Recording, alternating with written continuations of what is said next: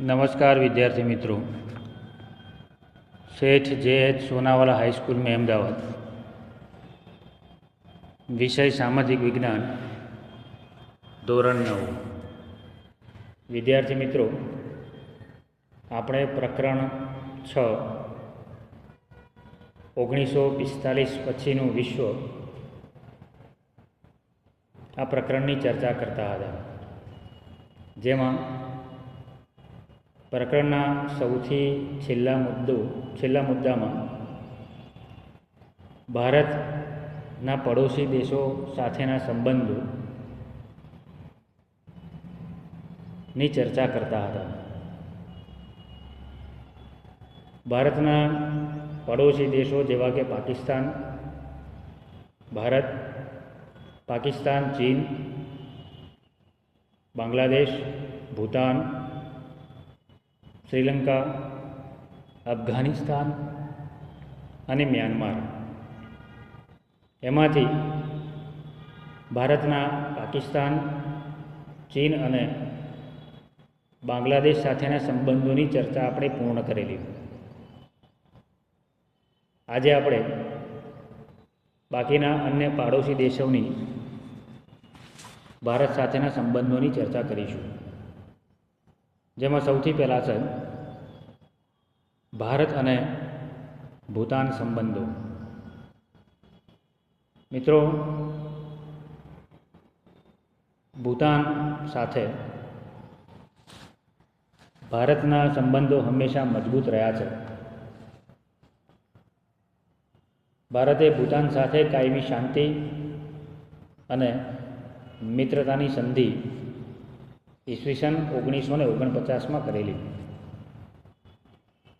ભૂતાને પણ સંરક્ષણ અને વિદેશ નીતિની અંદર જ્યારે પણ જરૂર પડી ત્યારે ભારતને વિશ્વાસમાં લેવાનું કામ કર્યું છે। ભારતે ભૂતાનને સંદેશા વ્યવહાર અને વાહન વ્યવહારના વિકાસ માટે હંમેશા મદદ કરી છે અને એના કારણે બંને દેશો વચ્ચેના સંબંધો ખૂબ મજબૂત બન્યા છે। સમયાંતરે આ બંને દેશોના સંબંધોને નવી ઊંચાઈઓ ઉપર લઈ જવા માટે બંને દેશોના વડાઓ એકબીજાના દેશોની મુલાકાત લઈને જરૂરી ચર્ચા વિચારણાઓ કરે છે।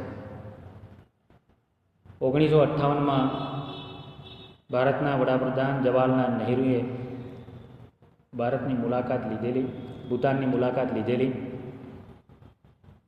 તો ભૂતાનના રાષ્ટ્રપતિએ ઈસવીસન 1970માં ભારતની મુલાકાત લીધી। યુએનનું સભ્યપદ અપાવવા માટે ભારત દેશે ભૂતાનને મદદ કરેલી। ભારત અને ભૂતાન વચ્ચેના જે સંબંધો છે એમાં ક્યારેય નકારાત્મકતા પ્રવેશી નથી। બંને દેશોના સંબંધો હંમેશા ખૂબ સુમેળ ભર્યા અથવા તો મૈત્રીપૂર્વકના રહ્યા છે।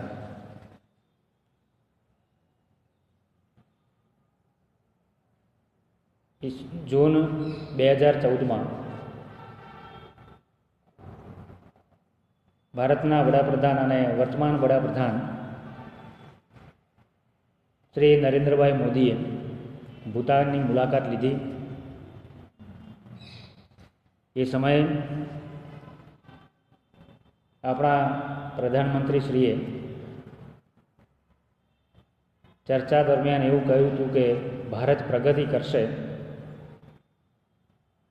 તો તેની સીધી અસર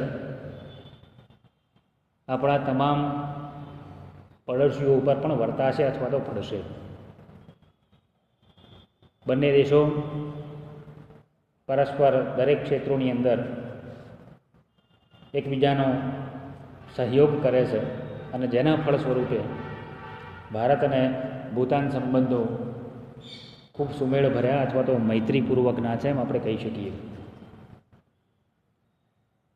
ભૂતાન બાદ દક્ષિણ આવેલો બીજો ભારતનો મહત્ત્વનો પડોશી દેશ એવો શ્રીલંકા, શ્રીલંકા સાથેના સંબંધો પણ ભારતના ખૂબ જૂના છે. ઘણા ભારતીયો ખાસ કરીને તામિલનાડુ રાજ્યમાંથી સ્થળાંતરિત થઈને શ્રીલંકામાં અનેક વર્ષોથી વસવાટ કરે છે, ત્યાં સ્થાયી થયા છે. આ મૂળ ભારતીય એવા તમિળો કે જે શ્રીલંકામાં ગયા છે, એમના નાગરિકત્વના પ્રશ્ન બાબતે ઘણી વખત ભારત અને શ્રીલંકા વચ્ચે મતભેદ ઊભો થયો છે, સમસ્યા ઊભી થઈ છે. પણ એ સમસ્યાને શાંતિપૂર્વક સમાધાનકારી વલણ અપનાવીને વાટાઘાટો દ્વારા એને ઉકેલવાનો પ્રયત્ન બંને દેશો દ્વારા કરવામાં આવ્યો છે. શ્રીલંકાના તમિળ લોકોને થતો અન્યાય દૂર થાય અને તમિળ લોકો દ્વારા જે તમિળ સંગઠનો છે, એ તમિળ સંગઠનો અને શ્રીલંકાની સરકાર સાથે મળીને સમસ્યાનું શાંતિપૂર્વક સમાધાન કરે, એના માટે ભારત સતત તત્પર હોય છે. ભારતના વડાપ્રધાન શ્રી નરેન્દ્રભાઈ મોદીએ 13મી માર્ચ 2015ના દિવસે શ્રીલંકાની મુલાકાત વખતે તમિલ પ્રભાવિત વિસ્તાર એવા જાફનાની મુલાકાત લીધેલી, જ્યાં તમિલ અસરગ્રસ્તોના પુનર્વસન માટે 27,000 જેટલા મકાનો ભારતના સહયોગથી તૈયાર કરવામાં આવ્યા છે. આજે ભારત અને શ્રીલંકા વચ્ચેના સંબંધો ખૂબ મિત્રતાપૂર્વકના છે એવું બંને દેશોએ સાબિત કરવાના પ્રયત્નો કર્યા છે. જ્યારે પણ જરૂરિયાત ઊભી થઈ ત્યારે શ્રીલંકાને હંમેશા ભારતે મદદ કરી છે. ભારત શ્રીલંકા બાદ આપણે વાત કરીશું ભારત અને નેપાળ વચ્ચેના સંબંધો. ભારત અને નેપાળ વચ્ચેના સંબંધોનો આરંભ બંને દેશો વચ્ચે કરવામાં આવેલી સમજૂતીથી થયો, જેની સમજૂતી ઈસવીસન 1950માં થઈ. એ અંતર્ગત બંને દેશોએ એકબીજાનું સાર્વભૌમત્વ અને પ્રાદેશિક અખંડિતતાનું જતન કરવાનું નક્કી કર્યું છે. સમયાંતરે બંને દેશોના વડાઓ એકબીજા દેશોની મુલાકાત લે છે. જ્યારે પણ જરૂર પડી ત્યારે કુદરતી આપત્તિઓના સમયગાળા દરમિયાન હંમેશા આપણે નેપાળને મદદ કરવા માટે આગળ હાથ લંબાવ્યો છે. નેપાળના સામાજિક અને આર્થિક વિકાસની અંદર પણ ભારત દેશે ખૂબ મદદ કરી છે. નેપાળના અનેક વિદ્યાર્થીઓ ઉચ્ચ અભ્યાસ કરવા માટે ભારતમાં આવે છે. હિમાલયમાંથી નીકળતી કેટલીક નદીઓ નેપાળમાંથી ભારતમાં પ્રવેશે છે. આ નદીઓમાં ચોમાસામાં અનેક વખત ભારે પૂર આવે છે, જેના કારણે કિનારાના સ્થળોમાં તારાજીનું સર્જન થાય છે. ભારતને ખૂબ નુકસાન થાય છે. એ નદીઓના પૂરને રોકવા માટે, નુકસાનથી બચવા માટે ભારત અને નેપાળ વચ્ચે સમજૂતી થાય એવા પ્રયત્નો ભારત સતત કરે છે. કેટલીક કુદરતી આપત્તિઓ જેવી કે 2015-25 એપ્રિલના રોજ નેપાળમાં 5.8ની તીવ્રતાનો જબરજસ્ત ભૂકંપ આવેલો, જેમાં 8,000 જેટલા લોકો મૃત્યુ પામ્યા. એ સમયે પણ ભારતે શક્ય હોય એવી તમામ મદદ, બચાવ કામગીરીમાં નેપાળને મદદ કરવાના પ્રયત્નો કર્યા છે. સાથે સાથે રાહત અને પુનઃવસનમાં મદદ કરીને એક મિત્ર તરીકે આપણી ફરજ નિભાવી છે. ભારત અને નેપાળ બાદ આપણે વાત કરીશું ભારત અને અફઘાનિસ્તાન વચ્ચેના સંબંધો. ભારતના અફઘાનિસ્તાન સાથેના સંબંધો મિત્રતાપૂર્વકના છે. અફઘાનિસ્તાન વર્ષોથી આતંકવાદનો ભોગ બનેલું છે. તેમ છતાં અફઘાનિસ્તાનના નવસર્જનમાં એને નવું સ્વરૂપ આપવામાં આપણા દેશે ખૂબ મહત્ત્વનો ફાળો આપ્યો છે. જરૂર પડે એવા તમામ ક્ષેત્રો જેવા કે બાંધકામ ક્ષેત્ર, આરોગ્ય ક્ષેત્ર અને કેળવણી ક્ષેત્રે આપણે સહયોગ કર્યો છે. એના આર્થિક અને સામાજિક વિકાસ માટે પણ ભારતે આર્થિક દૃષ્ટિએ મદદ કરી છે. વિવિધ પ્રકારની કુદરતી આપત્તિઓમાં પણ અફઘાનિસ્તાનને જરૂર પડી એવા તમામ પ્રકારના સાધનો આપણે ઉપલબ્ધ કરાવવાના પ્રયત્નો કર્યા છે. અફઘાનિસ્તાનના પાર્લામેન્ટ હાઉસનું બાંધકામ ભારતના આર્થિક સહયોગથી પૂર્ણ કરવામાં આવ્યું છે. ત્યારબાદ આપણે વાત કરીશું ભારત અને મ્યાનમાર વચ્ચેના સંબંધો. ભારત અને મ્યાનમાર એટલે બર્મા જેનું બીજું નામ છે, આ બંને દેશો વચ્ચેના સંબંધો સુમેળભર્યા મિત્રતાપૂર્વકના છે. ભારતની આઝાદી પછી 1948માં મ્યાનમાર પણ આઝાદ થયું. ત્યારથી માંડીને આજ દિન સુધીના સંબંધો ખૂબ સારા રહ્યા છે. આઝાદી પછી મ્યાનમારે ભારત પાસે વિકાસ માટે